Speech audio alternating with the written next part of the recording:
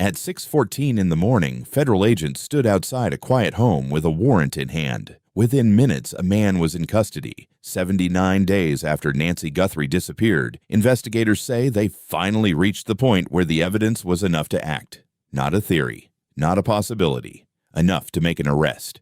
Now here's what matters. This case was never simple. From the very beginning, almost every piece of information raised more questions than it answered. An 84-year-old woman vanishes from her own home. Cameras fail. A ransom demand appears, but not where it should. And for weeks, the investigation moves forward without a clear public suspect. By the end of this series, you're going to understand how investigators moved from confusion to certainty, what changed behind the scenes, and why this arrest did not come quickly. Before we go further, everything in this video comes from publicly reported information, law enforcement statements, and expert analysis that has been discussed on record. This is an active case. Investigators have been careful with what they release, and there are still details that remain unclear. Where there is uncertainty, we will say that directly. Let's start at the beginning, not the arrest. The moment this case began. On the night of January 31st, Nancy Guthrie returned home after dinner. According to reports, she had been dropped off just before 10 p.m. Her garage door closed. From the outside, everything appeared normal. There were no signs of distress, no indication that anything unusual was about to happen. Then the timeline begins to break. At 1:47 in the morning, her front door camera disconnects, not powered down, not offline due to a known outage. According to investigators, it appears to have been physically interfered with. 25 minutes later, at 2:12 a.m., a motion sensor on the property detects movement. There is no video attached to that detection, only a signal that something, or someone, was there. Then at 2:28 a.m., her pacemaker stops syncing with her phone. Think about that sequence for a second. A camera goes down, movement is detected, then her medical device disconnects, all within a 41-minute window. That is the last confirmed timeline investigators have for Nancy Guthrie inside her home. The next morning, she does not show up for a scheduled commitment. Calls go unanswered. A family member checks on her. The house is locked. Her belongings are still inside. Her phone is there. Her purse is there. She is not. Law enforcement arrives and quickly treats the home as a crime scene. According to officials, there were signs that something had gone wrong at or near the front door. Details were limited early on, but investigators confirmed there was evidence that raised immediate concern. Now here's where the case starts to move in a direction that confused a lot of people. Within days, ransom messages begin to surface. Not sent to the family, not sent privately through a secure channel, sent to media outlets. According to reports, the messages demanded millions in cryptocurrency and set a deadline. They referenced specific details about Nancy and her home, details that had not all been made public at that time. At first, this gave the appearance of a kidnapping for ransom. Law enforcement treated it seriously. The FBI became involved. Resources expanded quickly, but even in those early days, something did not sit right with investigators. Think about how a ransom situation normally works. The person making the demand needs communication. They need leverage. They need a way to receive a response. In this case, according to officials, there was no clear communication channel back to the sender, no direct line to the family, no ongoing negotiation. And that raised a question that would stay with investigators for weeks. If this was about money, why wasn't the family contacted directly? Now we need to look at the physical side of the case because this is where things start to shift. Investigators reviewed what they could recover from the home's security systems. Even though the primary camera had been disconnected, there were traces of data that could still be analyzed. According to reports, federal authorities worked with technology partners to recover portions of footage from back-end systems. What they saw was a person approaching the front door in the early hours of the morning. The individual was masked, gloved, moving with a level of control that immediately caught the attention of analysts. Now here's what stood out. According to former law enforcement experts who reviewed the footage, the person did not behave like someone rushing through a crime. There was no visible panic, no hesitation. The movement was steady. One analyst described it as someone who appeared comfortable in the space. That detail matters, because when a crime involves a complete stranger, Especially in the middle of the night, behavior often looks different, faster, more reactive, more uncertain. This did not look like that, and investigators began to consider a possibility that would shape everything that followed: familiarity. Now, that does not mean they immediately identified a suspect. It means the behavior suggested something specific. The person at that door may have believed they could approach without causing alarm. And that leads to a critical question. How did the door open? There were no immediate public confirmations of forced entry. Officials were careful with that detail, but analysts pointed out something important. If there was no forced entry, then either the door was unlocked or Nancy opened it. Think about that. An 84-year-old woman, alone in her home, in the middle of the night. Someone approaches her door, and at some point, that door opens. Why? According to behavioral experts, people are far more likely to open a door if they believe they recognize the person on the other side. It could be a voice, a posture, a familiar presence, not certainty. Just enough recognition to lower their guard for a moment. And sometimes, that moment is all it takes. Now we come back to the evidence near the entrance of the home. Investigators confirmed there were signs of a struggle. Limited details were released, but enough to indicate that whatever happened did not go exactly as planned. This is where things change. A planned interaction can become unpredictable very quickly. If the person inside recognizes the person outside, the situation shifts. The element of control begins to break.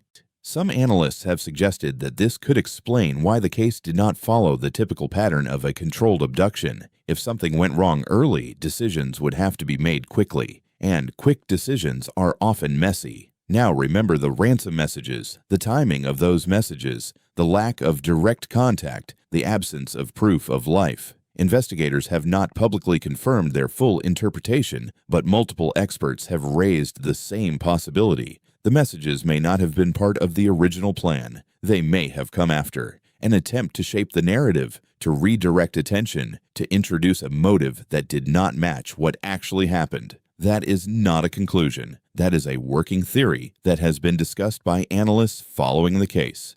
And this is where the investigation begins to tighten. Because if the motive was not financial and the behavior suggests familiarity, then the pool of possibilities changes. It becomes smaller, more specific, more personal. Investigators begin looking not just at what happened that night, but at who had access to Nancy's life, her routines, her home, her habits. People who would know when she was likely to be alone. People who would know how to approach without immediately raising suspicion. And this kind of investigation does not move fast. It requires records, interviews, cross-checking timelines, verifying alibis, looking for patterns that do not show up on the surface.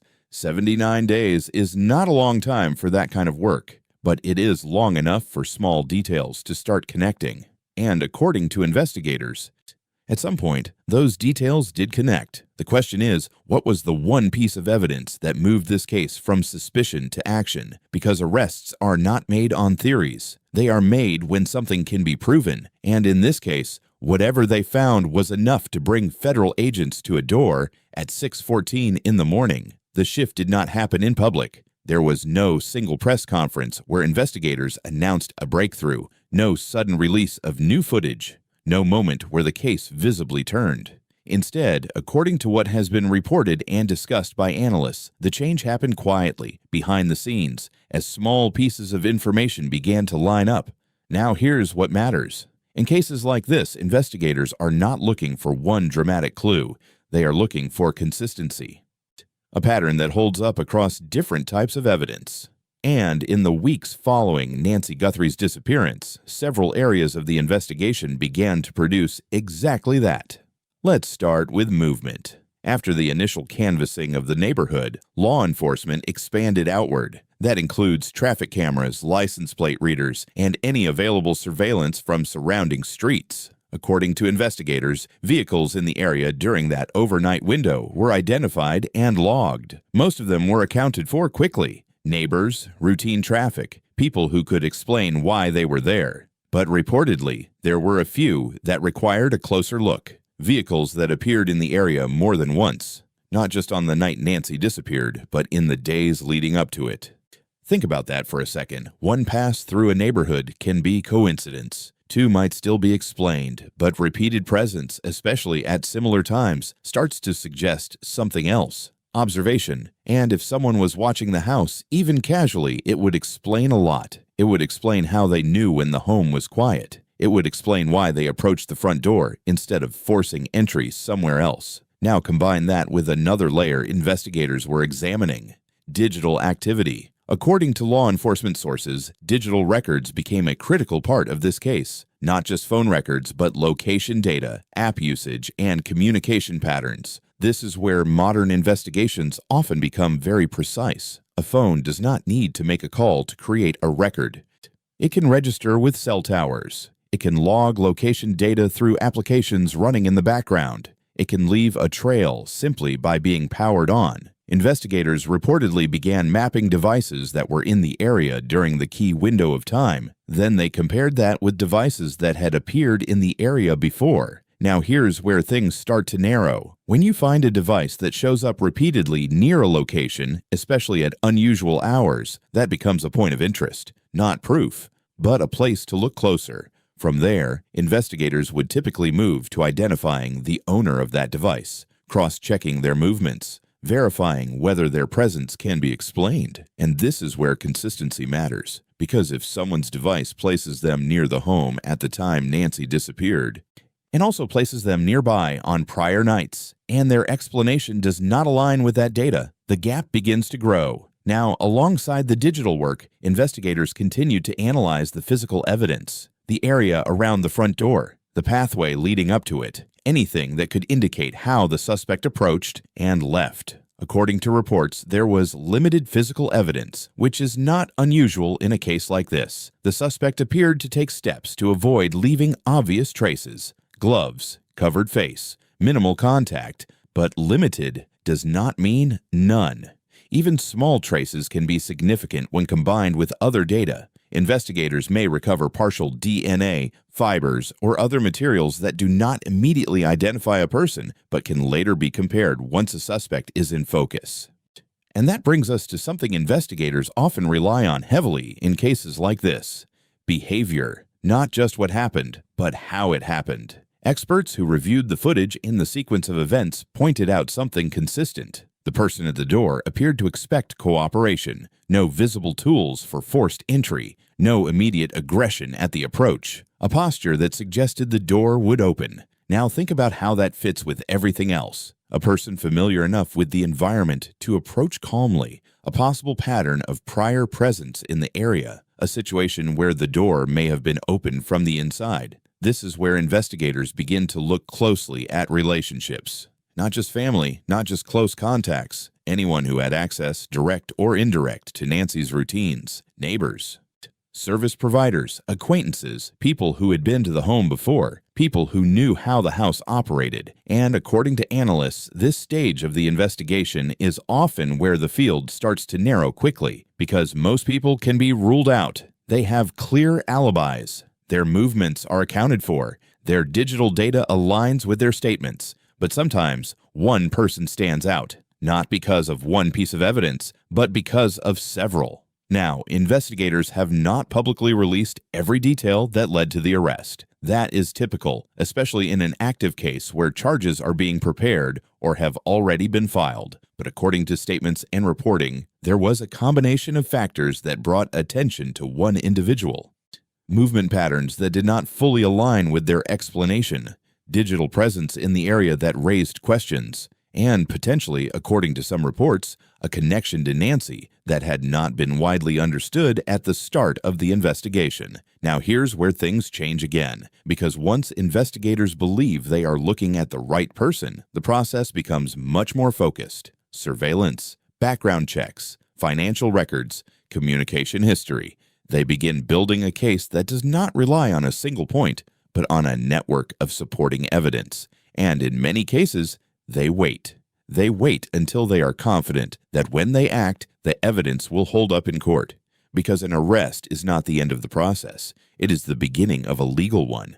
So when agents showed up that morning with a warrant, it likely meant that threshold had been met. Now, there is one more detail that analysts have pointed to as potentially significant: the timing of the arrest. 79 days. Not immediate, not delayed indefinitely, long enough for forensic work to be completed, for digital records to be analyzed, for interviews to be conducted and revisited. In other words, long enough for the case to move from possibility to probability. And that raises a final question for this part. What exactly tied this individual to the scene in a way that could not be explained away? Because presence alone is not enough. Being in a neighborhood is not a crime. Even repeated presence can sometimes be explained, so investigators would need something more. Something that connects the person not just to the area, but to that moment. That window between 1:47 and 2:28 in the morning. Something that places them at the door. By the time agents made the arrest, the investigation had already moved past suspicion. What they needed, what every case like this depends on, was a connection that could not be explained away. Not just being near the house, not just appearing in the area days before. Something that placed one person directly into that 41-minute window. Now here's where investigators typically look last and often find the most: the overlap. When physical evidence, digital movement, and behavior all begin to point in the same direction. According to reporting and analysis around the case, that overlap appears to have formed in 3 key areas. The first is location.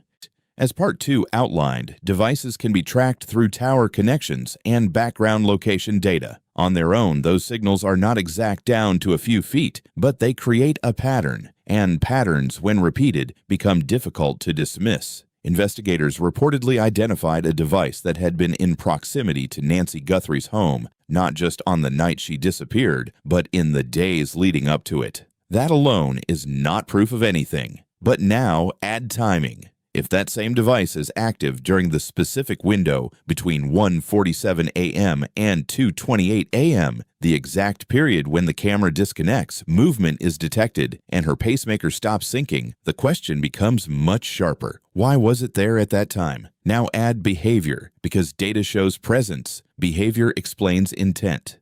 According to analysts who have followed the case, the person seen in the recovered footage moved in a way that suggested expectation, not hesitation, not urgency, expectation. And when investigators begin comparing that behavior with individuals who had reason to be near the home, they are not just asking who could have been there. They are asking who would feel comfortable being there. This is where relationships, even indirect ones, begin to matter. Now, investigators have not publicly detailed the exact nature of the connection between the suspect and Nancy Guthrie, but multiple reports suggest that the individual who was arrested was not a random stranger with no link to her life. And that aligns with what the evidence has been pointing toward from the beginning: familiarity. Think about the sequence again. A person approaches the front door in the middle of the night. No forced entry tools are visible. The posture suggests they expect the door to open, and at some point, it does. That moment is critical, because if Nancy opened that door, even briefly, it means she did not immediately perceive a threat strong enough to stay inside. According to behavioral experts, that often happens when something feels recognizable: a voice, a silhouette, a presence that does not trigger immediate alarm. Now, what happens next is where investigators believe things changed quickly. There were signs of a struggle near the entrance. Not extensive details, but enough to indicate that control was not maintained cleanly. And this is consistent with what one former law enforcement analyst described earlier in the investigation: that whatever this started as, it did not go according to plan. If the suspect expected cooperation and instead encountered resistance or recognition, the situation could escalate in seconds. And when that happens, decisions are made under pressure. Now return to the ransom messages, because this is where the timeline becomes even more important. Those messages appeared after Nancy disappeared. They were sent to media outlets. They demanded money, but did not establish a clear line of communication with the family. There was no confirmed proof of life, no ongoing negotiation, no adjustment when deadlines passed. According to multiple experts, that behavior does not align with a genuine ransom operation. So investigators had to consider another possibility: that the messages were introduced after the fact. Not as part of the original plan, but as a way to shape how the case would be perceived. If that is true, then the motive was never primarily financial, and if the motive was not financial, it becomes something else: personal. Now, law enforcement has not publicly stated a final motive at this stage. That is often something that becomes clearer during court proceedings, when evidence is presented in full. But the direction of the investigation suggests that whatever brought the suspect to that door was not random. It was specific. Now, there is one more layer that often becomes decisive in cases like this: forensic confirmation. Investigators may recover trace evidence from the scene, DNA, fibers, or other materials that cannot immediately identify a person on its own. But once a suspect is identified, those traces can be compared. If there is a match, that changes everything, because now you are no longer dealing with patterns or behavior. You are dealing with physical presence. According to what has been reported, investigators reached a point where the combination of digital data, movement patterns, and forensic work was enough to support an arrest. Not a guess, not a possibility, a charge that can be taken into court. Now think about how all of this comes together. A timeline that narrows the event to a specific 41-minute window. A person whose presence aligns with that window, behavior that suggests familiarity rather than randomness, evidence near the entrance indicating the situation escalated, and communications after the fact that do not behave like a real ransom demand. Each piece on its own raises questions. Together they form a direction, and that direction led to a door at 6:14 in the morning. Now, the arrest is not the end of this case. It is the point where the investigation moves into the legal system. Charges are filed, evidence is presented, defense arguments are made, and the full story, piece by piece, begins to come out in a way that investigators do not always reveal during the early stages. There are still questions that have not been answered publicly. What exactly happened inside that home? At what moment did the situation turn from controlled to chaotic? And what was the true reason this person came to that door in the first place? Those answers will likely come later, in court, under oath, where every detail is examined. But for now, what investigators have done is move this case from uncertainty to accountability. After 79 days, they believe they know who was responsible. The remaining question is one that only a courtroom can fully resolve. Did they get it right? And as this case continues to unfold, that is the question that will matter most. If you want to follow how this develops and see the evidence as it comes out, subscribe for more breakdowns like this.